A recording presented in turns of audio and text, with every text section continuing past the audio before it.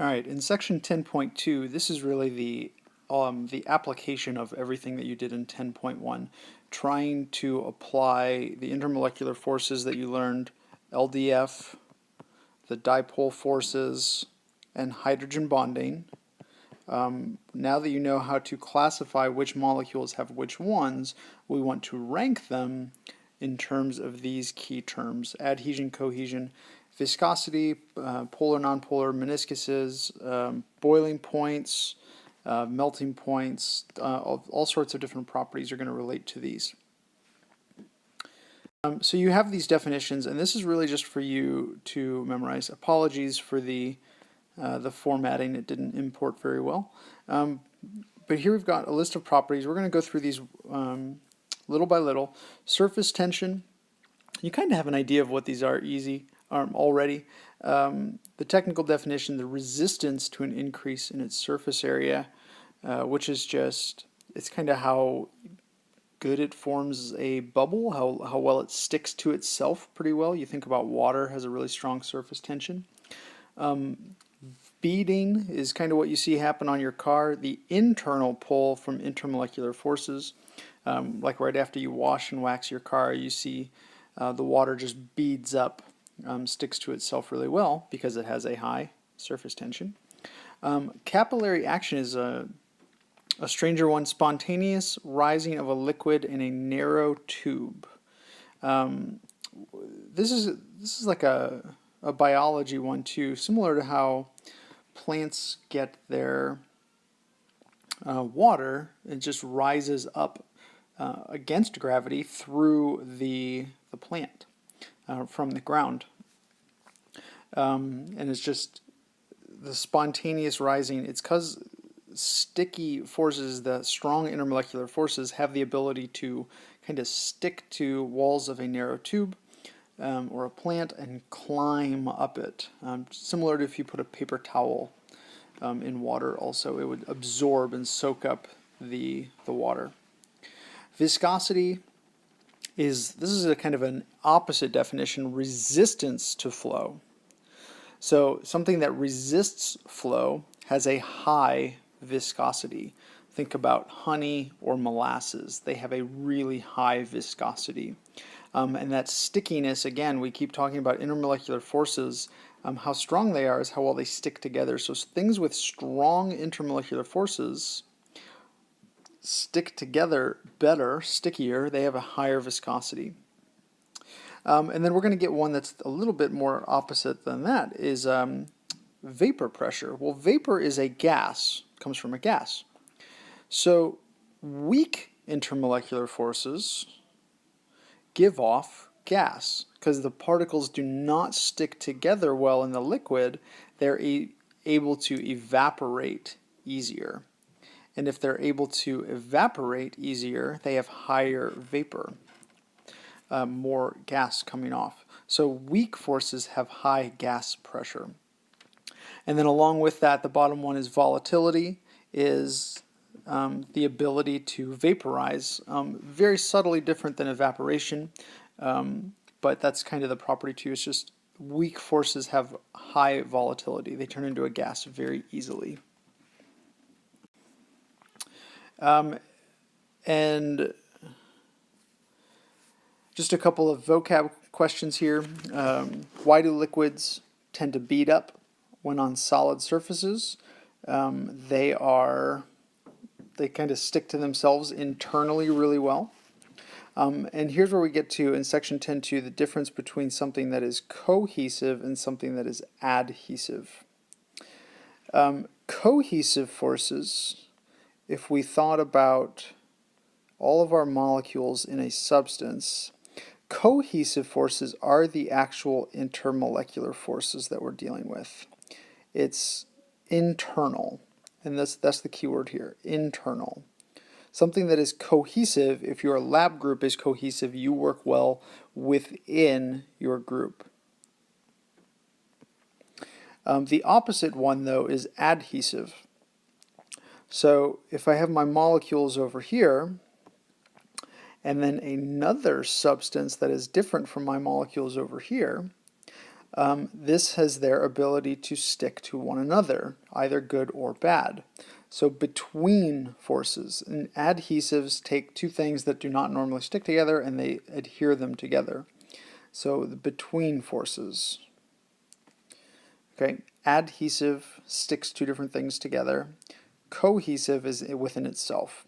So cohesive, if you have things that are polar, they will stick to themselves because they're polar. Adhesive requires, it's like a like dissolves like rule. If this is polar, it will stick to something else that is polar. But because they're different substances, it is adhesive. And we're going to see this a lot with glass, because glass is polar. That's just a little fact we need to remember here. Glass is polar. Skip down to the meniscus one. Why does water form a concave meniscus when mercury forms the convex meniscus? If you didn't know that was possible, there's a picture of the convex meniscus. The reason is, if we kind of zoomed in at this meniscus, and we should have a water level that's straight.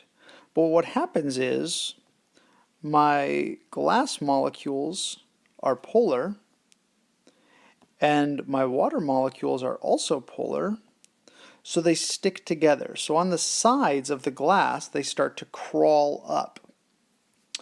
And the same thing happens on the other side. My glass molecules are polar, my water molecules are polar, so anywhere it's in contact with the glass, they crawl up the sides. And on a macro scale, we see that curved meniscus. Now, internally, the molecules only have themselves to adhere to, so they're not, they're cohesive within themselves, but they can't crawl up because they're not touching the glass in the middle there. If we go over to the mercury, mercury is nonpolar. So we still have our glass molecules which are polar, but now my mercury molecules will not interact with them. So they actually resist the adhesive forces. But the mercury within itself likes to stick together, so it's very cohesive, but it is not adhesive with the glass. So on the macro scale, that convex shape that we see is because you see the cohesive forces really strong within the mercury, but anywhere it's near the glass, they repel. So we get this reverse meniscus. Anything nonpolar will do that because we already said glass is polar.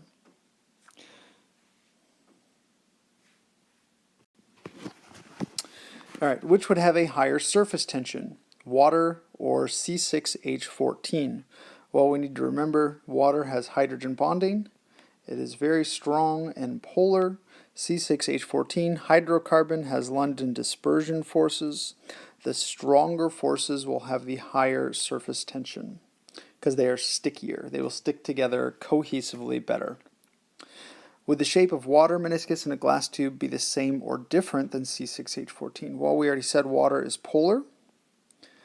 C6H14 is nonpolar. So knowing that glass is polar, water gives us our standard meniscus. A nonpolar substance like C6H14 will give us a concave meniscus. It might not be as pronounced as the mercury picture we were looking at on the last slide, but if you ever go to the doctor's office and they have an old school mercury blood pressure cuff on the wall, take a look at the center of it. You can see the mercury inside, and it is indeed a convex meniscus.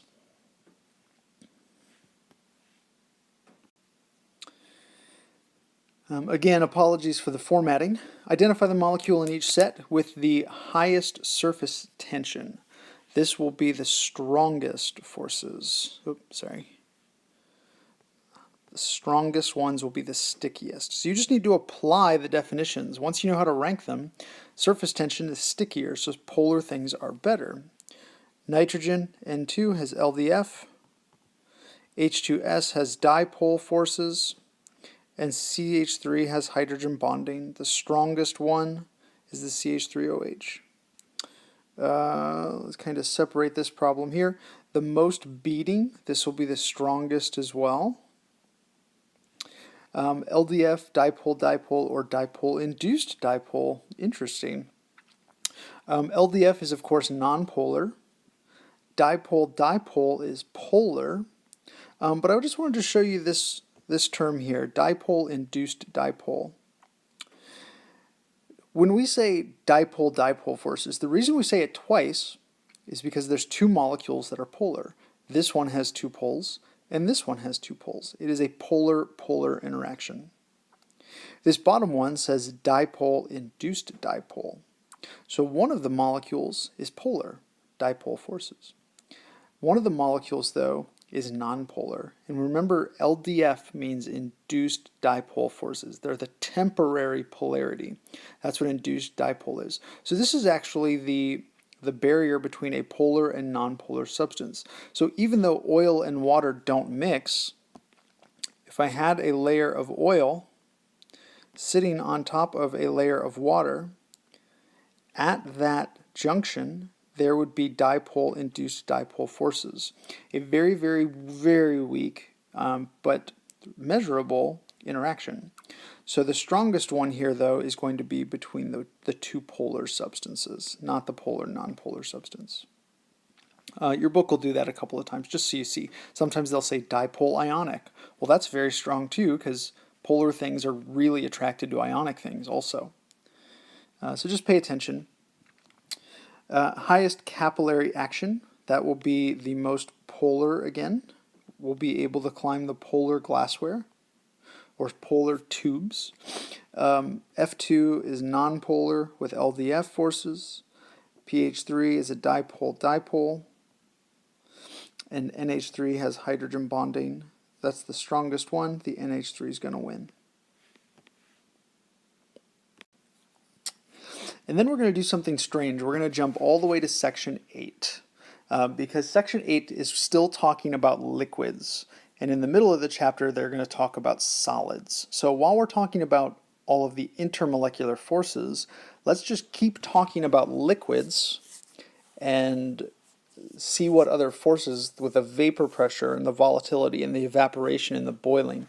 All that stuff comes into chapter 8. So we're bouncing around here, or section 8, 10.8. So we're going to bounce around here to section 8. Vapor pressure is something you came across a little bit in chapter 5 when we collected a gas over water. What we do is a barometer, where does that 760 torr come from? If we put mercury in a vacuum tube, mercury is our reference, we say millimeters of mercury, it'll rise 760 millimeters in a tube because the air pressure is pushing down on the tube and it pushes it up, 760 millimeters. So it's kind of a fight between gravity and then the air pressure. But if we were to put some water in there, just a little bit of water, and let it evaporate, it pushes the mercury down. And the amount that it pushes down shows us our vapor pressure. So we can measure anything's vapor pressure by how much it pushes the mercury back. Because it evaporates, it gives off a bunch of gas particles in there, and those gas particles push back. And we can do that with any substance. If we had something that gave off a lot of gas, we take those particles, we put them in, we let them evaporate. Now all of those particles push back, and something like ethanol pushes back a lot more than the water, and you can compare those two. So they have higher vapor pressure. And remember, we said higher vapor pressure is because of weaker forces. Ethanol Ethyl ether, or diethyl ether is another one. You can see it has 545 millimeters of mercury, or 545 torr that it pushes back. So we put some of that in the solution, we let it evaporate, and it is one of the weakest LDF forces, and it just pushes back the mercury almost to the bottom. It's pretty close. So this is just a visual. This is how we define what vapor pressure is. This is actually how you measure it with a mercury barometer. And just because you put a liquid in, you let it evaporate and push the mercury back.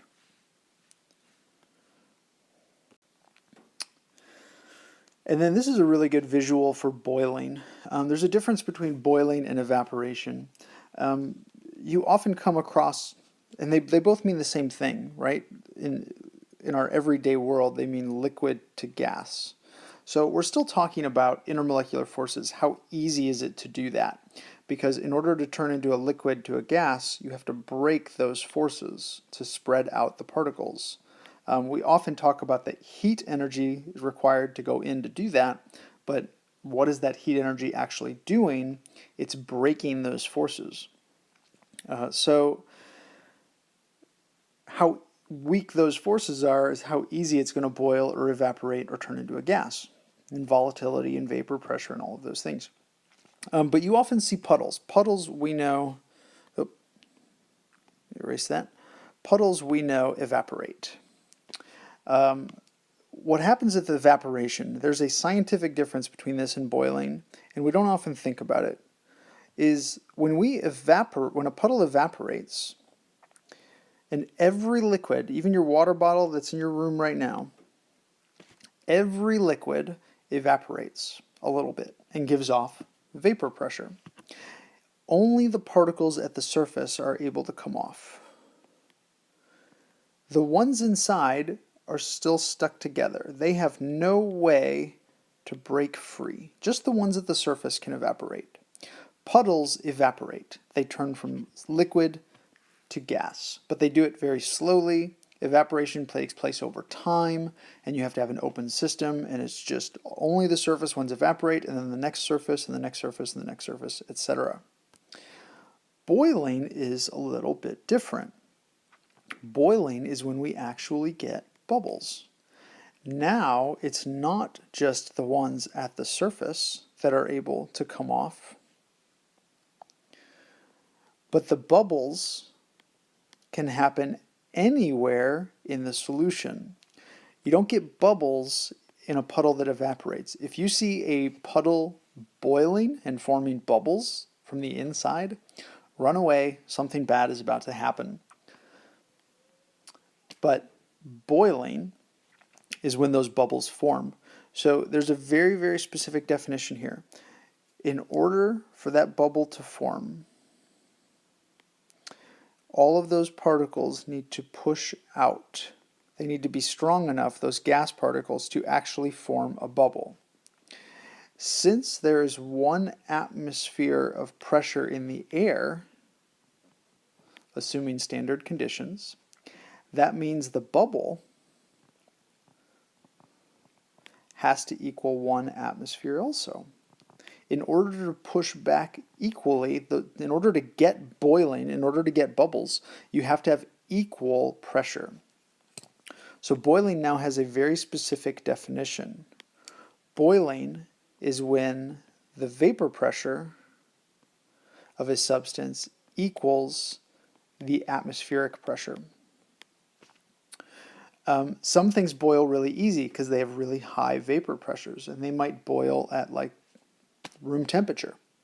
Water boils at 100 because it takes a lot of heat to get the vapor pressure of water up to a point where it's 1 atmosphere and it can push back and form the bubbles. So vapor pressure and boiling are very interrelated, but they're different than evaporation because a substance can evaporate at any temperature, but it only boils at 1 temperature when we get this condition. So just a few technical definitions to tie all those together. Again, formatting issues, but let's go through a couple example problems. Which one has the highest vapor pressure? This will be the weakest forces will form gas the easiest. So we get carbon dioxide. We're looking for the LDF ones. Water has a hydrogen bonding. CH3OCH3 has LDF forces. It's symmetrical. It might be a little bit polar, but it's pretty symmetrical. NaCl is ionic. That one's really, really strong. Carbon dioxide is going to be our weakest one here. Lowest vapor pressure will be the strongest forces. Now all four of these have LDF intermolecular forces, C2H4, 3 hydrocarbons here, and oxygen. So the strongest one is going to be the largest. The largest one is going to have the highest induced forces, the temporary polarity of LDF, and it'll be the strongest force. And then we have the lowest boiling point. This will be the one that is the easiest to boil, so it'll be the weakest forces. The weakest forces boil fastest. Again, same 4 choices, minus the formatting, and this will be the smallest LDF forces. And actually, without looking them up, CH4 and O2, they're pretty equal in surface area and size, because hydrogens are pretty small. Truth be told, I'm not sure which one that would be. We'd have to hopefully we'd get some better choices than those two. I think the hydrogens might actually be a little bit smaller. What we could do to look it up if we wanted to know for sure is look up their boiling points. Whichever one has the lower boiling point, that one would have the smallest forces. But in general, we're looking for the smallest. Hopefully we'd have some better options, but we can definitely narrow it down from those two. Sometimes the problems don't work for us like we want. So you can see this is very much similar to the first section that we did. You have to classify your molecules, you have to rank them like we were before, but now you have to apply a new set of definitions. I hope that helps, and good luck.